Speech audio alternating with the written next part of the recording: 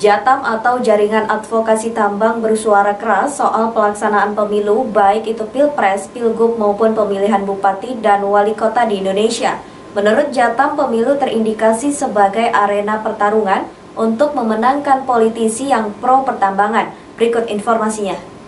Suara keras datang dari Merah Johansyah, warga Kaltim yang kini duduk sebagai koordinator nasional Jaringan Advokasi Tambang itu menyoroti persoalan pemilu yang terindikasi memenangkan para politisi pro bisnis tambang. Tudingan Jatam bukan tanpa alasan. Menurut Merah Johansyah, ada 3 indikasi yang menjelaskan begitu istimewanya bisnis tambang dengan turunnya berbagai kebijakan dan insentif, sehingga berpotensi menambah kerusakan lingkungan. Jatam ditemukan bahwa selama ini politik elektoral kita, pilkada, pemilu, pilpres, pileg, itu telah dimanfaatkan oleh oligarki pertambangan. Ya, orang-orang yang terpilih di dalam proses politik elektoral justru orang-orang yang sangat pro dengan bisnis tambang, sehingga semakin membahayakan kondisi sosial dan ekologi rakyat. Itu yang pertama. Yang kedua adalah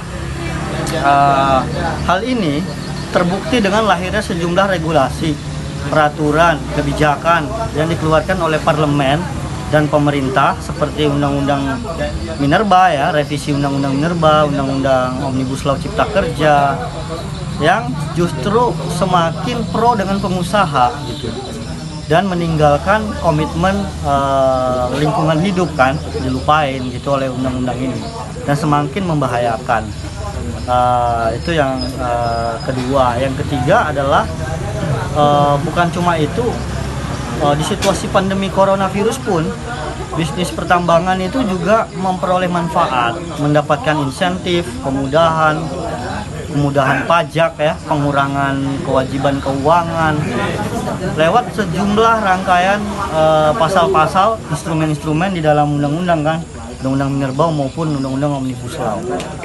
Nah, ini yang kian istimewanya, bisnis pertambangan di negeri ini ditandai juga dengan meningkatnya kekerasan dan kriminalisasi terhadap warga dan aktivis tambang. Aparat hukum dengan mudah mengenakan pasal-pasal gangguan, penyerobotan, dan fitnah terhadap orang-orang yang melakukan perlawanan terhadap bisnis tambang. Dan ini semua bersamaan juga dengan kekerasan terbuka. Jadi pengerahan kekerasan lewat kekerasan fisik, ya, lewat intimidasi, penyerangan gitu, ya, kriminalisasi itu sangat tinggi.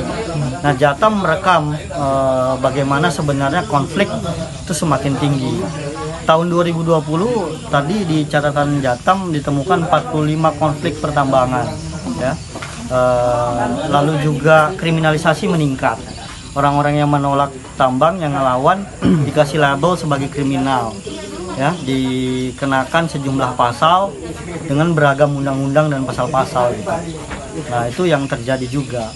Trennya meningkat terus, bahkan luasan konflik ini seluas 3 kali luas Bali tadi, ya, kalau kita lihat angka-angka itu.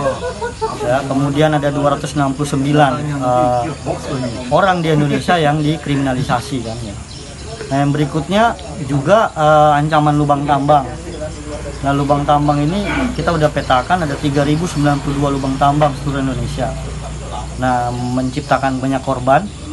Sudah ada 116 ya korban, terakhir juga termasuk di Kalimantan Timur, ya, sebarannya.